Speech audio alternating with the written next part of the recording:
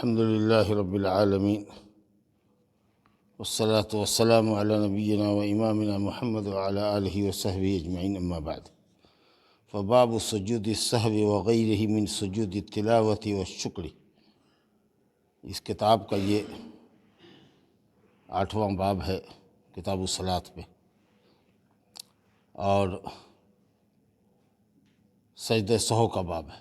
اور اس کے بعد جب سجدہ سہو کی حدیثیں لے آئیں گے تو قرآن مجید میں جو سجدہ تلاوت ہے، جو نماز میں ہم لوگ آیات پڑھتے ہیں اور سجدے کی آیتوں سے گزرتے ہیں، ان سجدوں کا ذکر ہے۔ اور پھر شکر کا سجدہ ہے کہ اگر آدمی کو کوئی خوشی معلوم ہو، خوشی کا علم ہو، خوشی کی خبر ملے تو ایک سجدہ شکر کا بجا لا سکتا ہے، وہ مسنون ہے، اس کا ذکر آئے گا۔ تو ابھی پہلے سجود السہو کو پڑھیں۔ سجدہ سہو یعنی سہو کا سجدہ، یعنی وہ سجدہ جس کا سبب ہے سہو۔ سہو کے معنی بھول چک۔ عربی میں بولتے سہو نسیان، اور اردو میں بولتے بھول چک۔ یہ بھول چک جو ہے نا انسان کی فطرت ہے۔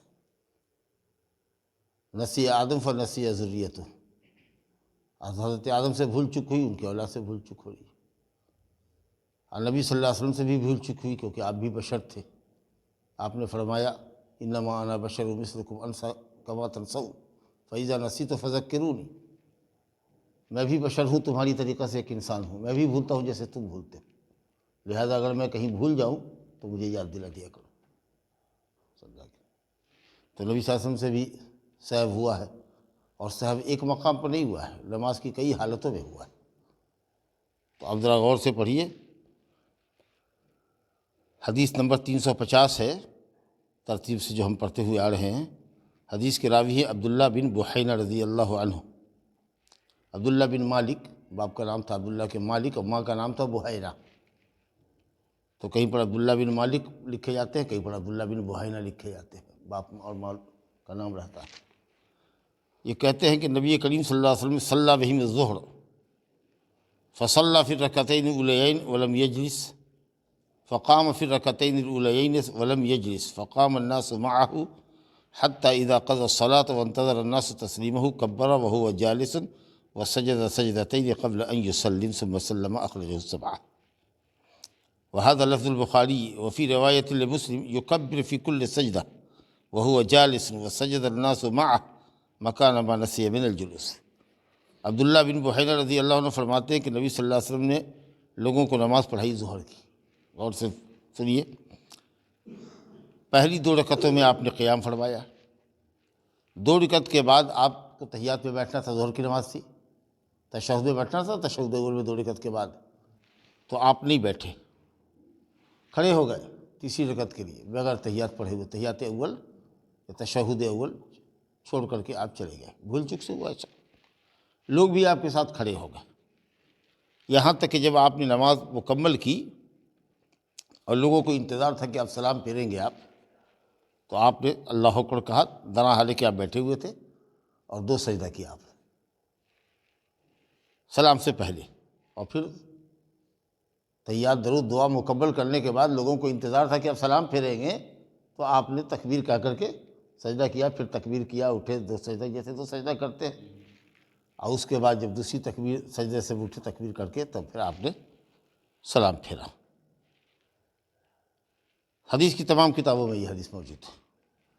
بخاری شریف کا یہ لفظ آیا، مسلم میں روایت ہے کہ ہر سجدے میں آپ نے تکبیر کہی، 2 سجدے جو کیا تو تکبیر کر کے گئے، پھر اٹھے، پھر گئے، پھر اٹھے، 4 تکبیر ہوئی 2 سجدے میں، اور اس کے بعد آپ نے دائیں بائیں سلام پھیرا، اور لوگوں نے بھی آپ کے ساتھ سجدہ سہو کیا۔ یہ 2 سجدہ اس تشہد کے بدلے میں تھا جو آپ بھول گئے تھے، پہلا تشہد۔ اسے کیا سمجھ میں آیا کہ اگر کوئی آدمی تشہد اول بھول کر کے اٹھ جائے تیسری رکعت کے لیے اور نہ بیٹھے، یا لوگوں نے اس کو سبحان اللہ کہا ہو اور وہ چوکا نہیں، متنبہ نہیں ہوا، اٹھ گیا، یا اٹھنے کے قریب تھا تو لوگوں نے اس کو یاد دلایا، بہرحال وہ بیٹھ نہیں سکا، تو نماز وہ مکمل کرے۔ کھڑا ہو گیا ہے تو نیچے بیٹھنے کی ضرورت نہیں ہے، کھڑا ہو گیا تو کھڑا ہو جائے، سارے لوگ کھڑے ہو جائیں، امام کی اقتداء کریں۔ اور ایسی صورت میں امام کو سجدہ سہو کب کرنا ہے؟ سلام سے پہلے، جب تحیات اخیرہ سے فارغ ہو جائے، تحیات درود دعا وغیرہ پڑھ لے، تب سہو کا 2 سجدہ کرے جیسے نماز کا سجدہ کرتا ہے، اور اس کے بعد دائیں بائیں سلام پھیرے۔ اس سے کیا معلوم ہوا کہ نماز میں نقص ہو گیا، نماز میں ایک کمی ہو گئی سجدہ سہو کی۔ تو سجدہ سہو کب واجب ہوتا ہے؟ جب آدمی نماز میں کمی کر دے، بھول چوک سے ہی جب کمی ہو جائے، کچھ کمی ہو گئی تو۔ اب جو روایت آگے آ رہی ہے اس میں دیکھیے گا کہ زیادتی ہو گئی۔ تو جب نماز میں کسی عمل کی زیادتی ہو جائے تو ایسی صورت میں سجدہ سہو سلام کے بعد ہوگا۔ تو 2 وجہ ہوئی سجدہ کی، اور ایک تیسری وجہ ہوتی ہے جب آدمی کو نماز میں شک لگ جائے، 3 پڑھا کہ 4 پڑھا، سمجھا؟ تو ایسی صورت میں جو بھی شکل ہوگی اس کی تفصیل ابھی آئے گی، تو وہاں بھی سجدہ سہو کرنا پڑے گا۔ تو اگر کوئی آپ سے یہ پوچھے کہ سجدہ سہو کے اسباب کیا ہوتے ہیں، کیوں سجدہ سہو نماز میں کیا جاتا ہے، کامن سا اگر کوئی آپ سے سوال کرے تو کہے گا کہ 3 وجہ سے، یا تو نماز میں کسی چیز کی کمی ہو گئی، یا نماز میں کسی چیز کی زیادتی ہو گئی، یا نماز کی رکعتوں میں آدمی کو شک پڑ گیا، شک ہو گیا، سمجھا کہ نہیں؟ تو شک کو کیسے دور کرے گا، یا شک کے سلسلے میں کیا عمل کرے گا، وہ ابھی مسئلہ آپ کو سامنے آئے گا۔ لیکن جب بھی شک ہوگا تو اس کو سجدہ سہو کرنا پڑے گا، ٹھیک ہے؟ تو نماز میں کمی ہونے کی صورت میں، نماز میں زیادتی اضافہ ہونے کی صورت میں، اور نماز میں شک پیدا ہونے کی صورت میں سجدہ سہو لازم ہوتا ہے۔ اب جو ایک حدیث پڑھی اس سے ایک اصول، ایک قاعدہ یہ نکلا کہ نماز میں اگر کسی طرح کی کوئی کمی آپ نے کر دی ہے تو ایسی صورت میں سجدہ سہو کب کرنا ہے؟ قبل السلام، ہوچ پوچ مت ہوئی۔ سجدہ سہو کے 3 اسباب ہوئے، نماز میں کمی، نماز میں زیادتی، اور نماز میں شک۔ ابھی ایک تھیوری پڑھی ہم نے کہ اگر نماز میں کمی ہو جائے تو سجدہ سہو کرنا ہے اور سلام سے پہلے پڑھنا۔ چلیے ایک تھوڑی معلوم ہوگی، اب آگے بڑھیں۔ دوسری حدیث دیکھیے، ذرا سا لمبی ہے یہ۔ وعن ابی ہریرہ رضی اللہ عنہ قال صلی النبی صلی اللہ علیہ وسلم احدی صلاتي العشی رکعتین ثم سلم۔ یہ ابو ہریرہ رضی اللہ عنہ کی حدیث ہے، اور یہ حدیث ذوالیدین کے نام سے مشہور ہے۔ اس کا واقعہ کیا ہے؟ ذرا لمبی حدیث ہے، اسی میں لفظ کو نہیں پڑھ رہا ہوں۔ ابو ہریرہ رضی اللہ عنہ کہتے ہیں، معنی بتاتا ہوں، کہ نبی صلی اللہ علیہ وسلم نے زوال کے بعد کی نمازوں میں سے کسی ایک نماز میں 2 رکعت پڑھ کر ہی سلام پھیر دیا۔ زوال کے بعد سے لے کر سورج کے غروب ہونے کے وقت کو عشی کہتے ہیں، سمجھا؟ تو کسی ایک نماز میں، زوال کے بعد سے لے کر غروب تک کی نمازوں میں سے کسی ایک نماز میں، تو سورج کے ڈھلنے سے لے کر سورج کے ڈوبنے تک کیا نماز ہوتی ہے؟ 2، ظہر اور عصر۔ یہ عصر کی نماز تھی، سمجھا؟ 2 رکعت نماز پڑھ کے نبی صلی اللہ علیہ وسلم نے سلام پھیر دیا، اور اس کے بعد مسجد کے اگلے حصے میں لکڑی رکھی ہوئی تھی، اس پر جا کر کے آپ ٹیک لگا کے، آپ نے لکڑی پر ٹیک لگا دیا، اور اسی لکڑی کے اوپر آپ نے اپنا ہاتھ رکھا، پھر ہاتھ کو ہاتھ میں ایسے پھنسایا، جس کو تشبیک کہتے ہیں، انگلیوں میں انگلی پھنسانا، اور اس کو گال کے نیچے رکھ لیا، گال کو اس ہاتھ کے ہتھیلی کے پشت پر رکھ لیا، اور لگ رہا تھا کہ آپ سوچ رہے ہیں، پریشان ہیں، غصے کا اثر تھا آپ کے چہرے پر۔ کوئی چیز انسان کو جب الجھن میں ڈالتی ہے نا، پریشان کرتی ہے، غصے میں رہتا ہے، یا کوئی چیز بھول جاتا ہے، تو ایک طرح کی بے چینی سی رہتی ہے، اور اکثر ایسے ہی صورت میں جب دماغ میں کوئی چیز آپ کے دوڑ رہی ہوتی ہے تو آدمی نماز میں بھولتا ہے، سمجھا کہ نہیں؟ تو کسی بات پر ہو سکتا ہے کہ غصہ رہے ہوں، جس کی وجہ سے یہ بھول ہوئی، اور یہ بھول ہوئی تو ایک لاشعوری طور پر دل کے اندر ایک طرح کی بے چینی آپ کے پیدا ہو گئی تھی، جو آپ کے چہرے سے ظاہر ہو رہی تھی۔ قوم کے اندر، یعنی نماز میں پڑھنے والے لوگوں کے اندر، مقتدیوں کے اندر ابو بکر عمر رضی اللہ عنہما بھی تھے، جو سب سے جلیل القدر صحابہ ہیں، سب سے بزرگ صحابی۔ فخاب ان یکلما، لیکن ان دونوں پر ہیبت طاری تھی نبی صلی اللہ علیہ وسلم کی، اور ہیبت کے مارے گفتگو نہیں کر پا رہے تھے۔ اس سے معلوم ہوا کہ صحابہ کرام کے دلوں میں نبی صلی اللہ علیہ وسلم کی ہیبت بہت تھی، سمجھا کہ نہیں؟ حالانکہ یہ سب سے قریب ترین صحابہ تھے ابو بکر و عمر، لیکن اتنی ہیبت طاری تھی کہ ہمت نہیں ہوئی بات کرنے کی، اور بھی لوگ چپ تھے، خاموش تھے، لیکن ایک آدمی نے ہمت جٹائی اور اس نے کہا نبی صلی اللہ علیہ وسلم سے۔ تو یہ ہوتا تھا کہ نبی صلی اللہ علیہ وسلم کے چہرے پر جو محبت تھی، جو ہیبت تھی، اس کو کوئی بھی نووالد آدمی اگر آ کر دیکھتا تو وہ ہیبت زدہ رہ جاتا۔ اور پھر اس کے بعد جب وہ آپ کا کلمہ پڑھتا، آپ کے ساتھ بیٹھتا، اٹھتا، آپ کی باتوں کو سنتا، تب وہ اس کو پتہ چلتا کہ نبی صلی اللہ علیہ وسلم کتنی محبت اپنے ساتھیوں سے کرتے ہیں، اور کتنے نرم دل ہیں آپ، کتنے با اخلاق ہیں۔ پھر وہ دید و دل آپ پر نچھاور کر دیتا، سمجھ لیں گے؟ لیکن پہلے اللہ تعالیٰ نے ہیبت دی تھی، اس کے بعد رفتے رفتے رفتے رفتے لوگ قریب ہوتے تھے، تو پھر نبی صلی اللہ علیہ وسلم کے اخلاق کریمانہ سے متاثر ہوتے تھے۔ تو یہ انسان کے اندر بڑی صفت ہے کہ اللہ رب العالمین نے اس کو باروب بنائے، سمجھا کہ نہیں، اور لوگوں کے دلوں پر اس کا روب طاری ہو، ہیبت طاری ہو۔ لیکن جب آدمی ملے اور گفتگو کرے تو آدمی کو اپنے اچھے اخلاق کا مظاہرہ کرنی چاہیے اور اچھی طریقے سے بات کرنی چاہیے، تاکہ اس کی ہیبت، اس کا جو دل میں خوف ہے، روب ہے، وہ ختم ہو جائے اور وہ آپ سے قریب ہو سکے، ٹھیک ہے؟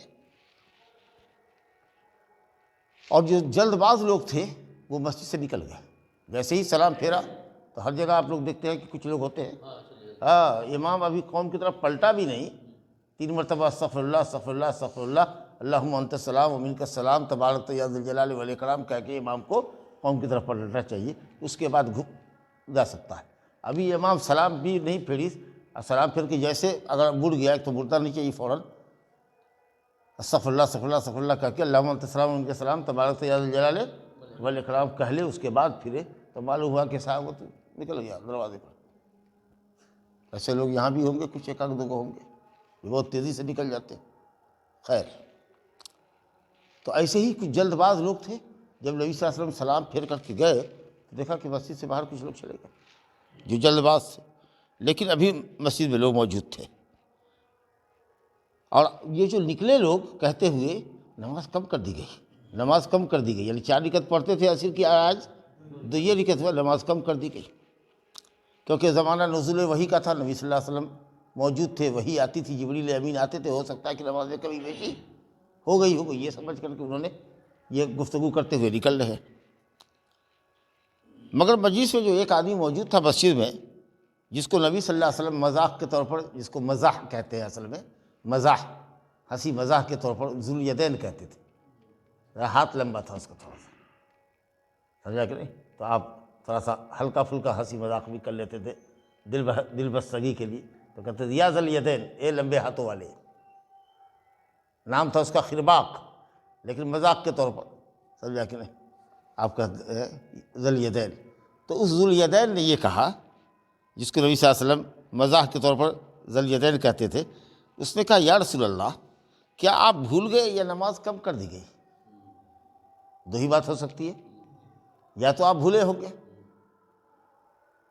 یا نماز کم کر دی گئی ہوگی آپ پر، 4 کو 2 رکعت کیا ہوگا، تیسری بات تو ہو نہیں سکتی ہے، جان بوجھ کر کے آپ 4 کو 2 تو کر کے ختم نہیں کر سکتے، نماز باطل ہو جائے گی۔ تو جان بوجھ کے 4 رکعت میں سے 2 رکعت کم کیا نہیں جا سکتا ہے، آپ سمجھ رہے ہیں؟ تو 2 ہی صورت ہوگی، یا تو آپ بھول گئے ہوں گے یا اللہ نے نماز ہی کم کر دی ہوگی، اس کی تیسری کوئی صورت ہو نہیں سکتی ہے۔ مگر آپ صلی اللہ علیہ وسلم اپنے گمان کے مطابق کہہ رہے ہیں کہ نہ میں بھولا ہوں اور نہ نماز کم ہوئی، سمجھا؟ تو اس آدمی نے کہا کہ نہیں، آپ بھولے، بلا قد نسیتا۔ اب جب کم نہیں کی گئی ہے، یعنی کوئی وحی اللہ تعالیٰ کی طرف سے نہیں آئی ہے آپ کے پاس کہ عصر 4 کے بجائے 2 ہوگی، تو اب ایک ہی بات رہ گئی، اور وہ یہ رہ گئی کہ آپ بھولے۔ اب نبی صلی اللہ علیہ وسلم، دوسری روایت میں ہے کہ آپ نے دیکھا ابو بکر و عمر کی طرف، تو انہوں نے بھی گردن ہلائی کہ یہ شخص کہہ رہا ہے وہ صحیح کہہ رہا ہے، سچ کہہ رہا ہے۔ جب آپ کو اور لوگوں کی تائید مل گئی اور دل بھی آپ کا مضبوط ہو گیا کہ نہیں ہم سے بھول ہوئی ہے، تو نبی صلی اللہ علیہ وسلم نے باقی مادہ 2 رکعت نماز مکمل کی، اور مکمل کرنے کے بعد آپ نے، ان لوگوں کو اب انتظار تھا کہ سلام پھیریں گے یا سجدہ سہو کریں گے، ہے نا انتظار، لیکن آپ نے سلام پھیر دیا دائیں بائیں، اور دائیں بائیں سلام پھیرنے کے بعد پھر آپ نے 2 سجدہ سہو کا کیا، اس کے بعد پھر دائیں بائیں سلام پھیرا۔ تو اس سے یہ بھی معلوم ہوتا ہے کہ امام کے سلام پھیرنے کے بعد فوراً آدمی کو بک جھک نہیں کرنا چاہیے، اٹھنا نہیں چاہیے، بھاگنا نہیں چاہیے۔ ہو سکتا ہے کہ کوئی بات ہو، سجدہ سہو ہو جو کرنا چاہتا ہے امام، تو صف میں کھڑا بیٹھا رہے، دیکھیے کہ امام کیا کر رہا ہے۔ ابھی ہم سلامیں پھیر رہے ہیں دوسری طرف کی، جھٹ سے وہ پیچھے سے وہ مقتدی کہے گا اللہ اکبر، کہ تم کو اتنا اللہ اکبر کہنے کی ہڑبڑی کا ہے؟ امام کو دائیں بائیں سلام پھیرنے دو، اس کے بعد تم سلام پھیرو گے، اس کے بعد استغفر اللہ ہوگا، نہ سمجھا؟ تو بیٹھے رہیے اپنی حالت پر۔ تو کہہ رہے کہ ہم کو انتظار تھا سجدہ سہو کرنے کا، لیکن آپ نے دائیں بائیں سلام پھیرا، اور جیسے ہی سلام سے دوسری طرف فارغ ہوئے پھر آپ نے سجدہ سہو 2 کیے، اور اس کے بعد پھر آپ نے سلام پھیرا۔ الحمدللہ حدیث مکمل ہو گئی۔ ایک روایت میں کہ آپ نے سجدہ نہیں کیا یہاں تک کہ اللہ نے آپ کے دل میں یقین بیٹھا دیا کہ آپ نے 2 ہی رکعت پڑھا ہے۔ سمجھ لگے؟ اس حدیث سے کیا معلوم ہوا کہ اگر کوئی شخص 4 رکعت والی نماز میں 2 رکعت پر سلام پھیر دے، 3 رکعت پر سلام پھیر دے، 3 رکعت والی نماز میں 2 رکعت پر پھیر دے، 2 رکعت والی نماز میں 1 رکعت پر سلام پھیر دے، اور خود متنبہ ہو یا لوگ بعد میں متنبہ کریں اس کو کہ مولوی صاحب آپ نے 1 رکعت نماز پڑھا، جیسا ہوتا ہے کبھی کبھی، تو امام کو فوراً یہ چاہیے کہ 1 رکعت مکمل کرے، اور اس کے بعد تحیات درود دعا پڑھنے کے بعد سلام پھیرے دائیں بائیں، اس کے بعد 2 سجدہ سہو کرے۔ یاد رکھیے گا یہ بات کو، سمجھا کہ یہ کیوں ہوا؟ نماز میں کمی ہوئی کہ زیادتی ہوئی؟ سچ کا جواب دیا کیجیے، کون چیز کی؟ تو اس سے زیادتی کیا ہوئی؟ 2 رکعت چھٹی تھی، 2 رکعت پورا کیا۔ ہاں تو نہیں، پوائنٹ کو پکڑیے، زیادتی کیا ہوئی، اضافہ کیا ہوا؟ ہاں سلام۔ 4 رکعت والی نماز میں سلام 1 ہی مرتبہ ہوتا ہے، یہاں جو کیفیت ہوئی وہ 2 سلام ہوئی، تو 1 سلام کا اضافہ ہوا، چونکہ آپ نے وقت سے پہلے سلام پھیر دیا رکعت پوری کرنے سے پہلے، تو 1 سلام کا یہاں پر اضافہ ہو رہا ہے۔ اس صورت میں سجدہ سہو کب ہوگا؟ بعد السلام، اضافے کی صورت میں۔ 3 رکعت ہے، مغرب پڑھ لیا 4 رکعت، اور سلام پھر کے بیٹھ گئے ہم لوگوں نے کہا تو 4 پڑھ لیا، تب 5ویں کے لیے مت اٹھیے، جھٹ سے 2 رکعت 2 سجدہ سہو کا کر لیجیے۔ سمجھ بات آئی؟ 2 سجدے کے بجائے 3 سجدہ غلطی سے ہو گیا، تو ایسی صورت میں سجدہ سہو سلام کے بعد ہوگا۔ سمجھ بات آ گئی؟ چلیے، اگر نماز میں زیادتی ہو جائے تو، اب یہاں زیادتی جو ہوئی ہے وہ سلام کی شکل میں ہوئی۔ اور دوسری بات یہ ہوئی کہ اگر امام کو آپ نے متنبہ نہیں کیا، سلام کے بعد کچھ بولنے کی نوبت آئی، حالانکہ ابھی باقی ہے نماز آپ کی، لیکن نماز کی اصلاح کے لیے آپ کو بولنا اور امام کو سمجھانا ضروری ہے، تو اس بولنے سے نماز باطل نہیں ہوگی، جو پڑھی ہوئی نماز ہے اسی پر بنیاد کھڑی کر لیں گے۔ بولے 3 رکعت پڑھ کر کے نماز سے فارغ ہوئے سلام پھیر دیا نا، اب ہم مطمئن ہیں کہ ہم نے 4 پڑھا، اور آپ کو بھی نماز میں نہیں آیا، ایک دوسرے کو دیکھا تو مولانا 1 رکعت کم ہو گئی نماز، کیا بھائی ٹھیک کہتے ہیں کیا جو صاحب؟ ہاں 3 ہی رکعت، چلو۔ اب یہ جو گفتگو ہم لوگوں نے کی، ابھی ہم نماز کے اندر ہی ہے، نماز ہماری مکمل نہیں ہے، لیکن یہ بھول چک کی وجہ سے ہو رہی ہے، بھول چک کی وجہ سے یہ گفتگو ہو رہی ہے، اور اگر وہ صراحت سے بات نہ کرے تو ہم بات کو سمجھ نہیں رہے۔ کبھی کبھی نماز کے اندر بھی ایسا ہوتا ہے کہ آدمی کو نماز کی اصلاح کے لیے بولنا ضروری ہوتا ہے۔ مثال کے طور پر ایک دن ایسا ہوا، ہم نے 1 سجدہ کر لیا، سمجھا کہ 2 سجدہ کیا، اٹھ گئے نماز میں، لوگ ابھی بیٹھے ہی ہوا، سمجھا کہ پھر اس نے اپنے طور پر سجدہ کیا، پھر ہم اٹھے۔ اگر مان لیجئے کہ ہم اٹھ گئے، سبحان اللہ سبحان اللہ سبحان اللہ لوگوں نے کیا، پھر ہم اٹھ کر کے بیٹھ گئے، اب ہم بوجھ رہے ہیں کہ صاحب ہم کو تحیات کرنا تھا، اگر دوسری رکعت میں لگتا تحیات ہم بول گئے، پھر ہم تحیات میں بیٹھے، پھر اٹھ گئے، پھر لوگوں نے کہا سبحان اللہ سبحان اللہ سبحان اللہ، یعنی وہ کہنا کیا چاہتا ہے کہ آپ نے 1 ہی سجدہ کیا ہے، آپ تحیات بھول کر کے اٹھ رہے ہیں، لیکن آپ کا سجدہ 1 ہے، نہیں سمجھ رہے ہیں۔ 1 مرتبہ کہا تو بیٹھ گئے، پھر تحیات پڑھ کر کے اٹھ گئے، پھر غلط کیا کر رہے ہیں کہ 2 سجدہ. تو کہا کہ مولانا دوسری رکعت میں امام صاحب دوسری رکعت کا ایک سجدہ چھوٹ گیا ہے. اب جب آپ نے یہ بتایا تو یہ جو بولنا آپ کا ہوا یہ نہ آپ کی نماز کو باطل نہیں کرے گا. اب ہم کو پتہ چلا کہ اب غلطی کیا کر رہے ہیں کہ بار بار یہ سبحان اللہ کہہ رہے ہیں، میں اٹھ رہا ہوں بیٹھ رہا ہوں، تو اب ہم کو ایک سجدہ اور کرنا پڑے گا، سمجھا کہ پھر اٹھنا پڑے گا. یا 2 رکعت اگر ہے تو سجدے کے بعد ہم کو تحیات پڑھنا پڑے گا، پھر اٹھنا پڑے گا. آپ سمجھا کہ نہیں؟ اور ایسی صورت میں ہم کو بعد السلام. ہاں، کیونکہ بہت سی ساری زیادتی ہو گئی، اٹھ گئے پھر بیٹھ گئے. چلیے. اچھا، ایک بات جو بیچ میں چلی تھی اس پر آپ سے لوگوں سے پوچھے کہ اگر آدمی تحیات چھوڑ کر کے اٹھا تو بتایا میں نے کہ اگر کھڑا ہو گیا ہے یا کھڑے ہونے سے قریب ہے تو اس کو کھڑا ہونے دیجیے. آپ لوگ بھی کھڑے ہو جائیے. اگرچہ سبحان اللہ کہہ رہے ہیں لیکن وہ امام کھڑے ہونے کے قریب ہے. جیسے یہ ہم بیٹھے ہوئے ہیں اور یہ ہم ابھی ایسے ہوئے، سیدھا ایسے نہیں ہوئے لیکن ابھی ایسے ہوئے، گویا کہ 80-90% ہم کھڑے ہونے کے قریب ہو گئے، تو ہم کو کھڑا ہو جانا چاہیے. ٹھیک ہے. ابھی ہم جگہ کو چھوڑ کر کے اتنا اٹھے تھے کہ آپ نے سبحان اللہ کہا تو ہم بیٹھ گئے. سمجھا کہ نہیں؟ ایسی صورت میں بھی ہم پر سجدہ سہو لازم ہوگا، کیونکہ آپ کو بیٹھنا تھا، آپ اٹھ گئے، چاہے مکمل نہیں اٹھے لیکن اٹھ گئے.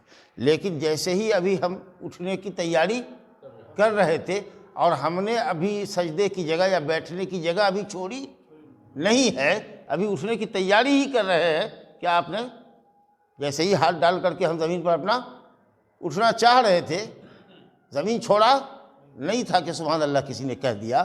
اب جو ہم بیٹھ کر کے تحیات مکمل کریں گے تو سجدہ سہو نہیں ہوگا. چلیے، یہ پیچھے کی گفتگو میں تھوڑا سا چھٹ رہا تھا، وہ آپ کو سامنے آ گیا.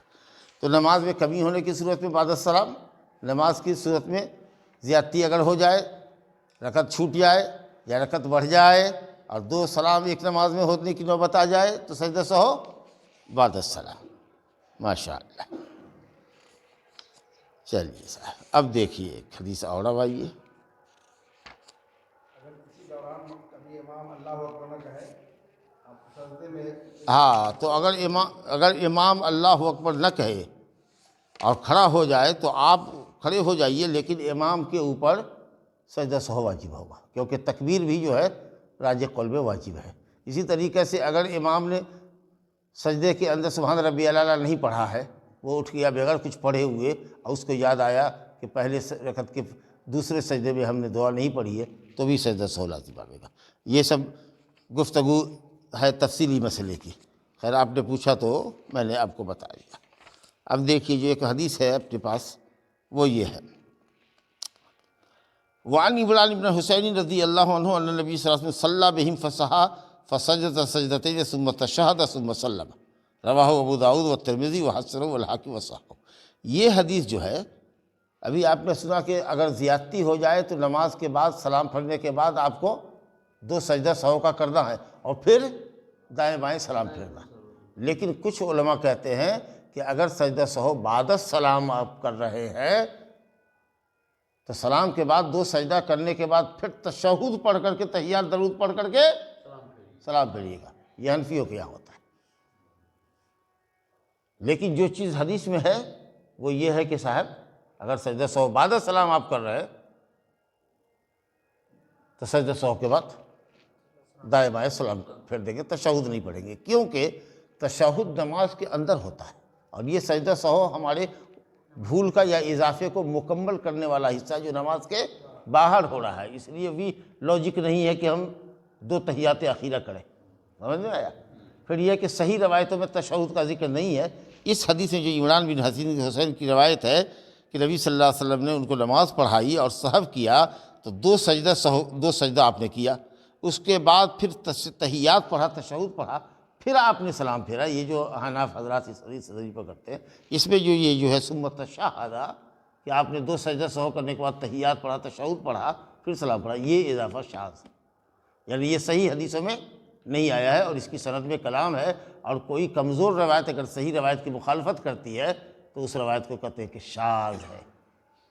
سمجھا کہ نہیں؟ ہاں، یہ سب چیز سے الگ تھلگ ہے اور شاذ ضعیف کے حکم میں ہوتا ہے، لہذا یہ حدیث ہمارے یہاں قابل حجت نہیں. ہاں چلیے، یہ گفتگو تھی نماز میں کمی ہو جائے اور نماز میں اضافہ ہو جائے۔ اب تیسری پوزیشن پہ آئیے، نماز میں شک ہوا۔ اب اس کو ذرا سا غور سے سمجھیے گا۔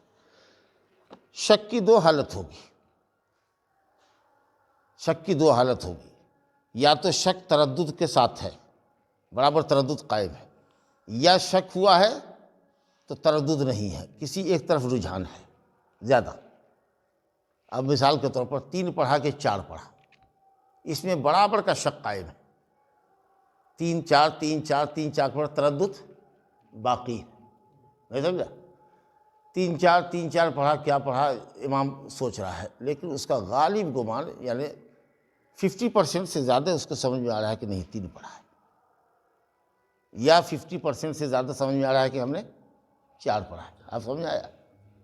دو حالت ہوگی، شک ہے، تردد ہے اس کو، لیکن تردد برابر ہے، دونوں پہلو 3 4 3 4 ایک دم برابر ہے، ایکول۔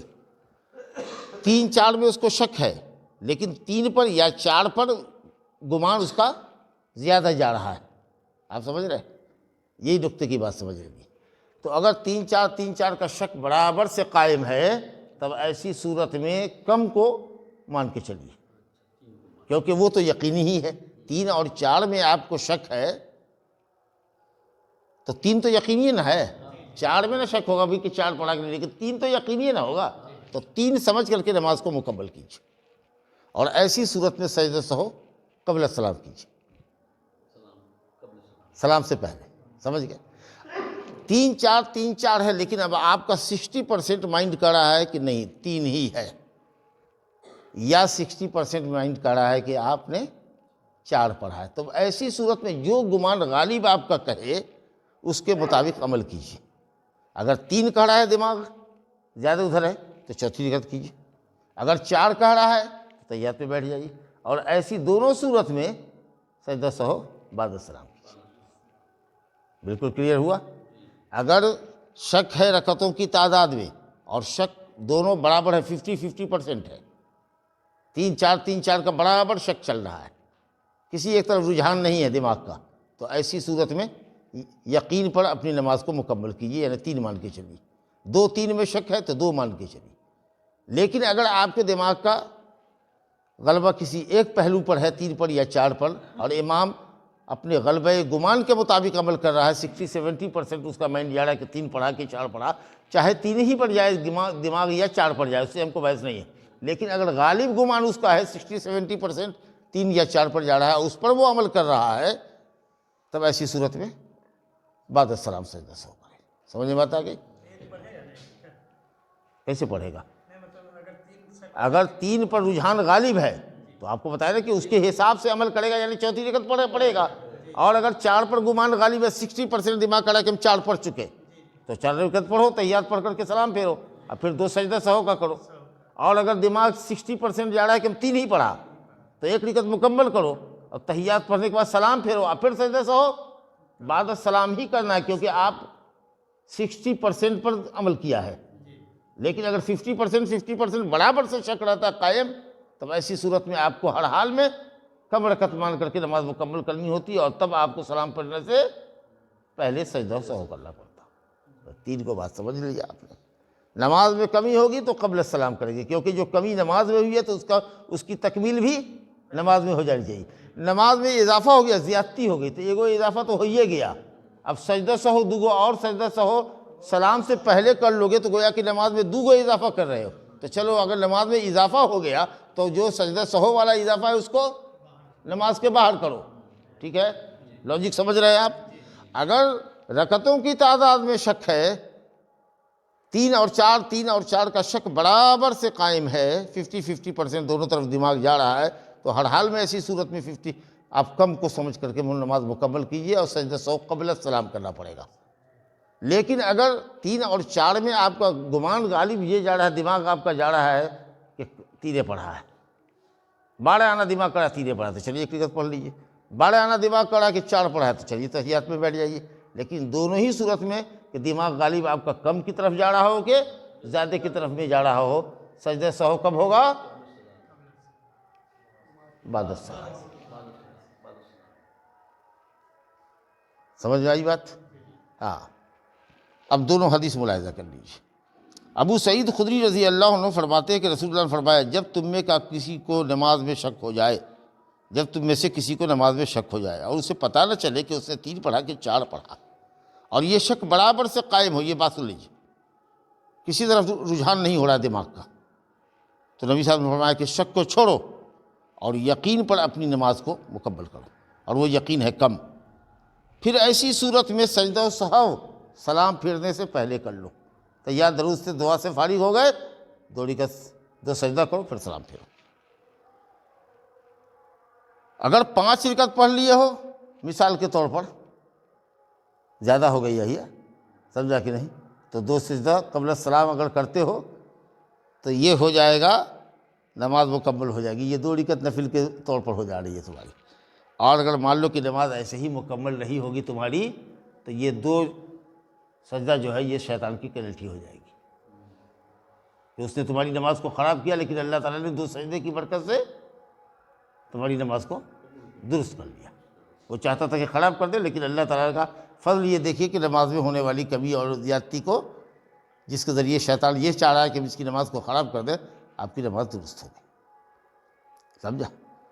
تو کل ملا کر کے بات یہ سمجھ میں آئی ابو سعید خدری کی روایت سے کہ اگر آدمی کو شک ہو جائے رکعتوں کی تعداد میں 3-4 اور شک برابر قائم رہے، 50-50% دونوں طرف دماغ جا رہا ہے، تو ایسی صورت میں ہر حال میں 3 ہی مان کے چلو، کم مان کے چلو، اور ایسی صورت میں 1 رکعت مکمل کرو اور سجدہ سہو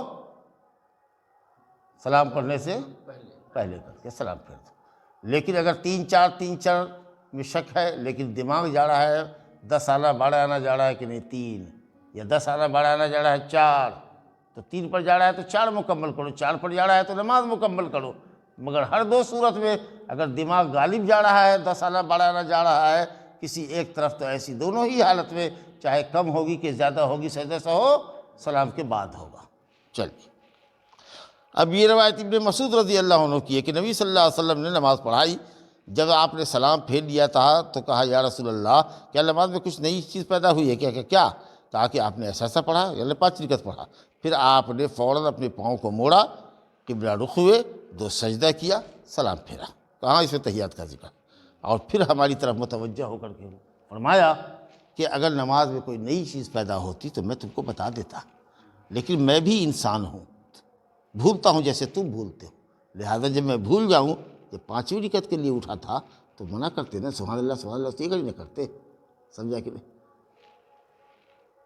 بہرحال تم میں کا جب کسی کو شک ہو جائے، دیکھ لیجیے گا، غور کیجیے گا، تو غور و فکر کرے کہ کیا درست ہے، غور و فکر کرے کہ کیا درست ہے، 3 کے 4 دماغ گیا، زیادہ دماغ گیا 4، اب زیادہ دماغ گیا آپ کا 4 پر، اس بنیاد پر آپ نماز مکمل کر رہے ہیں، تو نبی صلی اللہ علیہ وسلم کہہ رہے ہیں کہ اسی غالب گمان پر اگر عمل کرتے ہو تو سلام کے بعد سجدہ سہو کرو، غالب گمان پر عمل کر رہے ہو۔ لیکن ابو سعید خدری کی روایت میں آیا کہ تمہارا شک تردد قائم ہے، 3 کے 4، تو جب ایسی صورت میں 50% میں ماتھا دونوں طرف جا رہا ہے تو 3 سمجھ کر کے نماز مکمل کرو اور سلام پھیرنے سے پہلے سجدہ سہو کر لو۔ لیکن اگر امام کا رجحان 3 پر جا رہا ہے کہ 4 پر جا رہا ہے، رجحان بجھ رہا ہے نا، غالب گمان 60-70% آپ کا جا رہا ہے دماغ 3 پر یا 4 پر، تو 3 کے حساب سے مکمل کیجئے، یا 4 ہے تو مکمل ہے آلریڈی، ایسی صورت میں سجدہ سہو سلام کے بعد پڑھنا۔ یہ تو 2 بات سمجھ میں آ گئی کہ اگر نماز میں کچھ کمی ہو گئی ہے تو قبل السلام، نماز میں اضافہ ہو گیا تو بعد السلام، نماز میں شک ہو گیا اور شک برابر سے قائم ہے تو 3 پر کم پر بنیاد مکمل کریں گے، قبل السلام کریں گے، اور اگر زیادہ دماغ غالب جا رہا ہے 3 پر یا 4 پر، 60-70% والا ماتھا پر عمل کر رہے ہیں، تو چاہے 3 ہو کہ 4 ہو، اس کے حساب سے اپنی نماز مکمل کر لینا، سلام پھیر دیجئے، اس کے بعد 2 سجدہ سہو کا کیجئے، پھر سلام پھیر دیجئے، دیٹس آل، ہو گیا معاملہ ختم۔ سمجھا کہ کہہ رہے ہیں کہ جس کو نماز میں شک ہو جائے وہ 2 سجدہ سہو کرے سلام پھیرنے کے بعد۔ یہ کب؟ جب کہ شک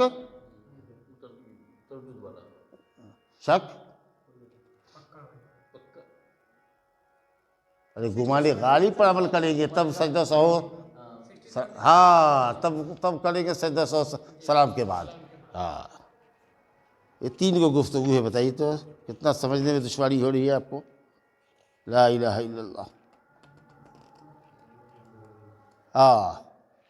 اب دیکھیے نا ایک دو منٹ کی گفتگو اور مغیرہ بن شعبہ رضی اللہ عنہ کی حدیث ہے، یہ کمزور حدیث ہے، میں نے پہلے بتایا ہے آپ کو کہ جب تم میں کسی کو شک ہو جائے اور 2 رکعت پر اٹھ جائے، 2 رکعت پر تحیات چھوڑ کر کے اٹھ جائے، فَاسْتَتَمَّ قَائِمًا، سیدھا کھڑا ہو جائے، تو آپ نے فرمایا فَلْيَمْضِ، نماز میں چلتا رہے، 2 سجدہ سہو کا کر لے گا، لیکن ابھی مکمل نہیں اٹھا ہے تو بیٹھ جائے اور سہو کا سجدہ نہ کرے، لیکن حدیث میں کمزوری ہے۔ ابھی میں نے آپ کو بتایا کہ ابھی مکمل کھڑا نہیں ہوا تھا لیکن زمین چھوڑ کے اٹھ گیا تھا، تو ایسی صورت میں سجدہ سہو کرنا پڑے گا۔ اور کب کریں گے ہیں؟ سلام سے پہلے، دیکھیں ہے ان کی بات، سلام سے پہلے، لیکن ابھی اٹھنے کی تیاریاں کر رہے تھے لیکن جگہ بیٹھنے کی ابھی چھوڑی نہیں تھی، تو بیٹھ جائیے سبحان اللہ، کسی نے کہا ہے تو یا آپ کو یاد آ گیا تو تب ایسی صورت میں سجدہ سہو کی ضرورت ہو گئی، بات ختم۔ آگے ایک روایت اور ہے، یہ بھی حدیث کمزور ہے، کہتے ہیں کہ امام کے پیچھے اگر کوئی ہے اور اس سے سہو ہو گیا ہے، سمجھا کہ نہیں، اور امام صاحب سے سہو نہیں ہوا ہے تو سجدہ سہو نہیں ہے۔ امام اگر غلطی کرے گا تو وہ سجدہ سہو کرے گا اور آپ مقتدی ہے تو اس کی پیروی کریں گے، کہ آپ سے غلطی نہیں ہوئی ہے، امام سے ہوئی ہے۔ امام نے مان لیجئے کہ سجدے میں سبحان ربی الاعلیٰ نہیں پڑھا ہے، آپ لوگوں نے پڑھا ہے، لیکن امام کو یاد آیا کہ ہم نے سجدے میں نہیں کہا، اس پر سجدہ سہو لازم، سمجھ گئے، لیکن آپ کو امام کی پیروی کرنی ہے۔ لیکن مقتدی سے اگر کوئی غلطی ہو جائے تو سجدہ سہو نہیں کرے گا۔ کچھ لوگ کہتے ہیں کہ مول صاحب مقتدی سے غلطی ہو گئی ہے تو ہم کیسے آپ کو کہتے ہیں، تو کیا ہم کو سجدہ سہو کرنا پڑے گا؟ نہیں کرنا پڑے گا۔ تو مقتدی کے سجدہ کی غلطی پر یا بھول چوک پر سجدہ سہو نہیں ہے۔ اس کے بعد ایک اور ضعیف روایت ہے ثوبان کی کہ ہر سجدہ سہو کے لیے 2 سجدہ ہے سلام کے بعد، یہ حدیث بھی کمزور ہے۔ ابھی میں نے بتایا کہ نبی صلی اللہ علیہ وسلم نے کبھی قبل السلام کیا ہے، کبھی بعد السلام کیا ہے، شک کی بنیاد پر 2 رول دیا ہے کہ اگر شک میں 50% کا معاملہ ہے تب تو قبل السلام کر دو، اگر 60% کا معاملہ ہے تو پھر بعد السلام کرو، چاہے 3 ہو یا 4 ہو۔ ماشاءاللہ اب آپ لوگ سمجھ گئے، تو یہ رول آپ نے دیا ہے، اور یہ یہاں اس حدیث میں ہے ثوبان کی روایت میں کہ کمی ہو کہ زیادتی ہو، ہر حال میں سجدہ سہو بعد السلام ہے۔ یہ حنفیہ کی یہاں ہے بعد السلام، ہر حال میں ان کے یہاں سجدہ سہو بعد السلام۔ اور شافعیہ کے نزدیک ہے کہ ہر حال میں سجدہ سہو قبل السلام ہے، لیکن حنابلہ اور مالکیہ کے نزدیک ہے کہ نہیں، نماز میں اگر کمی ہوتی ہے تو قبل السلام، اور زیادتی ہوتی ہے تو بعد السلام، اور نماز میں اگر شک ہوتا ہے اور شک 50% ہے تو قبل السلام، کم سمجھ کے نماز میں قبل، لیکن اگر 60% پر عمل کرتے ہو تو کم پڑھو کہ زیادہ پڑھو، سجدہ سہو بعد السلام۔ ھذا وباللہ التوفیق۔